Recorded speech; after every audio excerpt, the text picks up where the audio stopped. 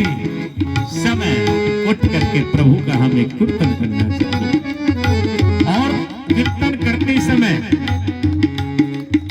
करते समय चिंतन को बढ़ाइए, चिंता को मिटा दीजिए, चिंता को छोड़ दीजिए। यदि चिंता को छोड़ देंगे तो ऑटोमेटिक गोविंद का चिंतन होना शुरू हो जाएगा। बोलिए भक्तवत्सल भगवान की जय हो। यही कथा का सार है।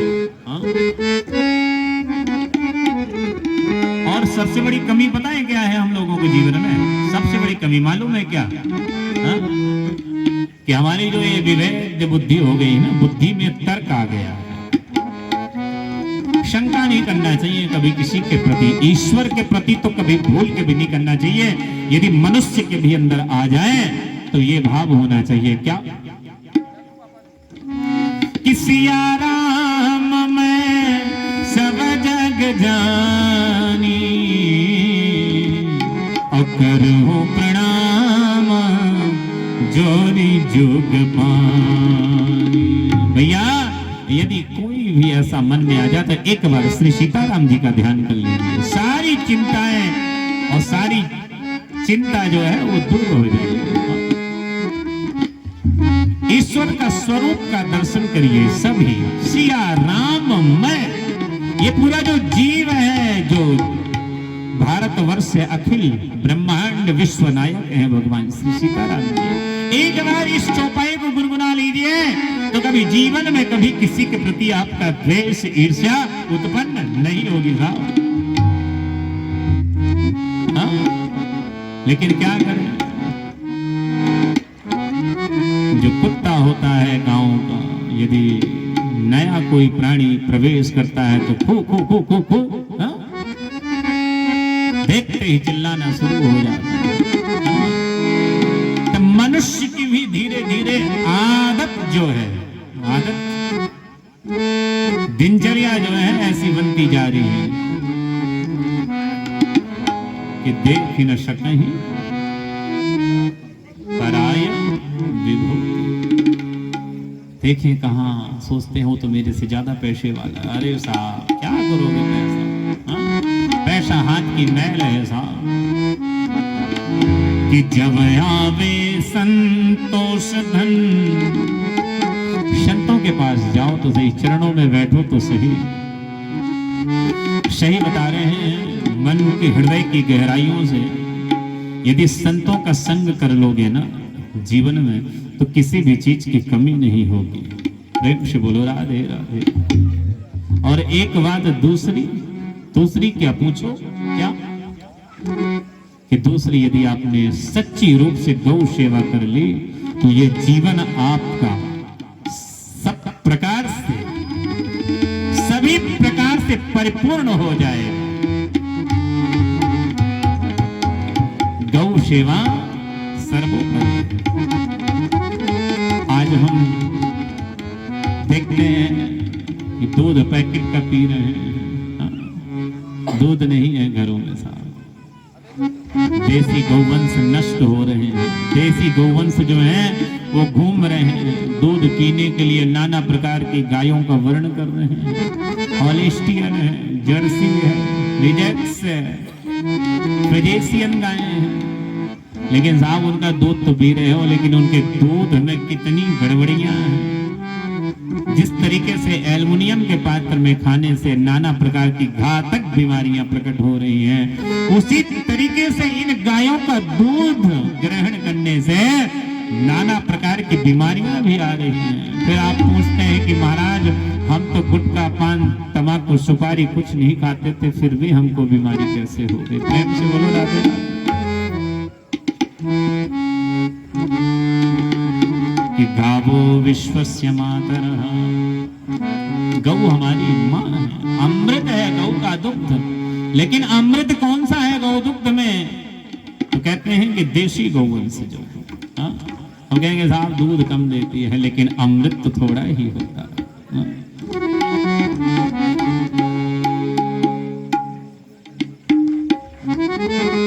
बोलिए भक्तवत्सल भगवान की जय हो। शौनकादिक ऋषि और श्री सूत जी महाराज का प्रसंग है। एक बात और ब्रह्मा जी के पुत्र हैं सनत कुमार सनंदन। ये जो चारों पुत्र हैं सनत सनंदन सनत कुमार, ये चारों एक जगह बैठते नहीं हैं।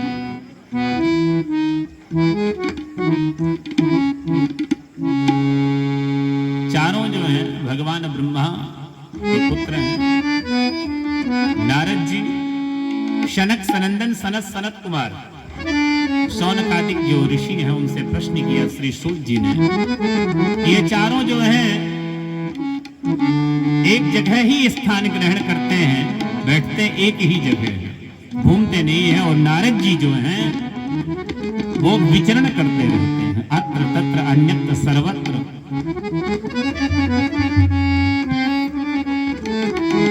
हमेशा भ्रमण करते रहे। और जो सनत कुमार हैं ब्रह्मा जी के जो पुत्र हैं, एक जगह से दूसरी जगह जाते नहीं हैं। तो ये बताइए, यदि कथा के अंतर्गत हम लोग कथा सुन रहे हैं और कथा में यदि मन चंचल हो जाए, कुछ मन की अंतरंगे जो हैं वो कहीं इधर उधर ध्यान देनी चली जाए, तो फिर क्या कथा हमारे जीवन में समझ में आएगी? क्या नहीं आएगी? तो कहते हैं कि कथा के लिए आज तो फिर भी प्रथम दिवस है। मैं ठाकुर जी से और आप सभी ग्रामवासियों से भी यही आग्रह करूंगा कि सभी लोग सायंकालीन 4:30 बजे से लेकर के और ठाकुर जी की कृपा से जब तक ठाकुर जी की आरती नहीं होती है तब तक कथा चलती रहे। क्योंकि वैसे शास्त्रोचित जो नियम है कथा का, वो 6 बजे सूर्यास्त से पूर्व कथा पूर्ण होनी चाहिए, है ना। ये कथा की मर्यादा है और श्री महाराज जी का आज आदेश हुआ है, वो पालन किया जा रहा है। लेकिन किसी भी कथा विषय वस्तु का एक समय होता है, यज्ञ का भी एक नियम होता है ना? कि सूर्यास्त के बाद आहुति नहीं पड़ती है यज्ञ में, है ना। तो कथा का जो सुनने का जो प्रावधान है वो सूर्यास्त से पूर्व। अब यहां तो फिर भी ठाकुर जी की जैसी कृपा है, जैसी मर्जी है, तो कहते हैं कि वो एक जगह बैठते नहीं है नारद जी, घूमते रहते हैं। सनत कुमार जो हैं वो एक जगह स्थायी रहते हैं। तो ये कथा कैसे संभव हो पाई? तो कहते हैं कि कथा के लिए सुंदर स्थान होना चाहिए जहां शांति हो। ये नहीं कि साहब कथा तो करा रहे हैं लेकिन ले गए जंगल पहाड़ में। बिल्कुल आजकल तो वैसे ही हो रहा है। लोगों को धीरे धीरे कहते हैं कि चलो बद्रीनाथ। ठीक है भाई, बद्रीनाथ गए, हाँ? लेकिन ऋषिकेश में तो ठीक है, हरि के द्वार में ठीक है, लेकिन बद्रीनाथ तो धाम है, दर्शन करने के लिए जाते हैं। केदारनाथ धाम है, दर्शन करने के लिए जाते हैं, है ना। तो कथा का जो प्रांगण है बिल्कुल शांति सरोवर होना चाहिए।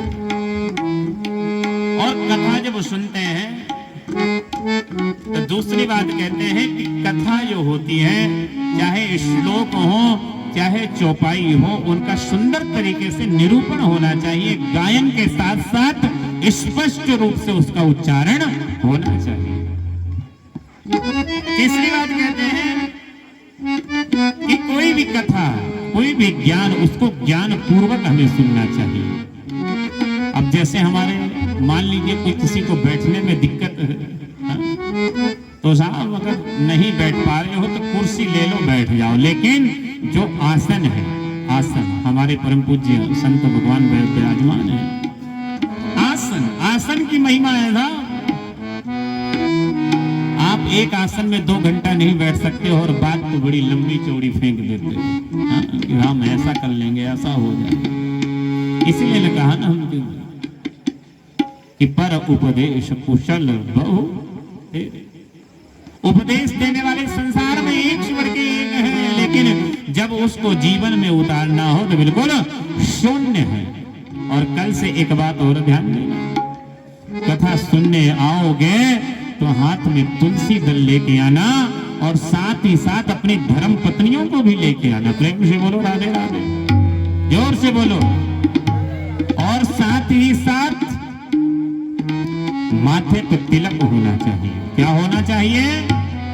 तिलक होना चाहिए माथे पे सभी के, पटेल जी सभी के, हाँ सभी के माथे पे तिलक होना चाहिए और मुंह में गुटखा नहीं होना चाहिए। और जितने भी लोग सुन रहे हैं इस यंत्र के माध्यम से या यहां आए हुए हैं, सभी से आग्रह है कि 7-8 दिन तक, जब तक भगवान श्री यज्ञ की पूर्णाहुति नहीं हो जाती है, तब तक नियम पूर्वक रहे घर में, है ना। ये नहीं कि गए तो दाढ़ी मूछ साफ कर लिए, नहीं, नाखून नहीं काटना है, दाढ़ी नहीं बनवानी है, बीड़ी सिगरेट वस्तु का परित्याग करना है। और इस पावन प्रांगण में आओ तो वेट चमड़ा इत्यादि सब दूर करके आओ। और अधिक आवश्यक ना हो, अधिक आवश्यक ना हो तो बैठ करके पालथी मार के कथा सुनो। यदि दिक्कत है तो एक तकिया लेके चले आओ संग में, है ना। तब तो कथा सुनना आपका जीवन धन्य होगा और कथा आपके जीवन के साथ साथ फलवती हो जाएगी, है ना। और जितने भी आचार्य संत ब्राह्मण आए हुए हैं, समस्त ग्रामवासियों का भी कर्तव्य है कि आपके इस शहर में, इस गांव में इतने सुंदर पवित्र विद्वान ब्राह्मण आए हैं, तन से मन से धन से, हाँ? जो भी जिसको परमात्मा ने दिया है भगवान श्री यज्ञ के लिए अर्पण करिए। लाके तन दिया है, तन से सेवा करिए। माताओं को, बहनों को, सभी से प्रार्थना है कि सब लोग आए, भगवान की परिक्रमा लगाएं और यज्ञशाला को लेपन करें। सुबह प्रातः काल उठ करके स्नान ध्यान करके सर्वप्रथम कुंवार कन्याएं जो हैं, उन कन्याओं को आकर के गैया का गोबर लेकर के यज्ञशाला का बढ़िया सुंदर तरीके से उसका लेपन करना चाहिए, चौक पूरना चाहिए, हाँ? और जो भी यज्ञ के वर्णित सभी यजमान हैं कि नहीं है, वो श्रद्धा और भाव से जो भी भगवान ने वस्तु दिया है आपको, चाहे वो मूंगफली हो, पैसा हो, टोपी हो, चिनौरी हो, हाँ? भगवान श्री हरिनारायण यज्ञ की 108 51 21 परिक्रमा लगानी चाहिए। जिन माताओं को संतान नहीं है, जिन बेटियों, जिनको बीमारी है, व्याधि है, कष्ट है, उन सबकी निवृत्ति के लिए भगवान श्री यज्ञ है, आकर के परिक्रमा लगाइए, भगवान की कृपा वर्षेगी। ये भागवत यज्ञ नियम है और सुंदर तरीके से परिपूर्ण होकर के कथा का रसास्वादन करिए, ज्ञान पूर्वक कथा को सुनिए। क्योंकि ये जो समय है, आज इतने लोग बैठे हैं, मान लीजिए साल भर बाद इनमें से कोई चला जाए या कोई ना जाए, लेकिन ये जो समय है, ये जो कथा का जो रसास्वादन है, वो जीवन में उतर जाए, ताकि हमारे जीवन का जो भार है वो मुक्त हो जाए, इस शरीर का जो भार है वो मुक्त हो जाए। बोलिए भक्त वत्सल भगवान की जय। चौथी बात है कि कथा हमेशा एकाग्र पूर्वक, ध्यान पूर्वक होकर सुननी चाहिए। पांचवी बात बताते हैं कि कान एकदम भागवत से जुड़ जाए, वक्ता से जुड़ जाए। अब कहते हैं कि सनत कुमार तो एक जगह बैठते हैं और नारद जी एक जगह बैठते नहीं हैं, तो ये कथा कैसे हो पाई? कहते हैं श्री सूत जी महाराज कहते हैं कि एक बार देवर्षि नारद बड़े तीव्र गति से जा रहे थे, बद्रीनाथ में विराजमान चारों भाई, शरद कुमार जो चारों भाइयों ने नारद जी को देखा और पूछा कि क्या, कि कथम ब्रह्मण दीन मुखः कुतश्चिन्ता तुरोभवान् त्वरितं गम्यते कुत्र कुतस्यागमनम्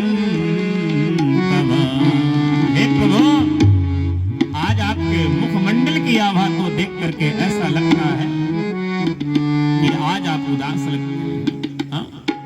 हमने तो सुना है कि कोई भी व्यक्ति कितना भी उदास हो, चिंतन कर रहा हो, यदि उसे नारद जी का दर्शन हो जाए तो वो खिलखिला के हंसने लग जाता है। हाँ? आज आप उदास क्यों है बताइए तो सही। नारद जी कहते हैं क्या, यह हम तो पृथ्वी यातो ज्ञात्वा सर्वोत्तमामिति पुष्करम च प्रयागम च काशीं गोदावरीं तथा। मैं पृथ्वी के चारों ओर गया, प्रयाग, पुष्कर, श्री सेतु बंधे तो रामेश्वरम। हाँ? सत्य कहता हूं सनत कुमारी जी, इस पूरी धरातल पे हम गए लेकिन कहीं हमें सुख और शांति नहीं मिली। हाँ? चारों तरफ त्राही त्राही त्राही त्राही है। कोई उसको लूट रहा है तो कोई उसको चूना लगा रहा है, तो कोई उसकी जेब काट रहा है, तो कोई आंखों में धूल झोंक रहा है। हाँ? सब जगह कलिकाल का प्रभाव है कि ना पश्यम कुत्रचित् कर्म मनस्सन्तोषकारकम्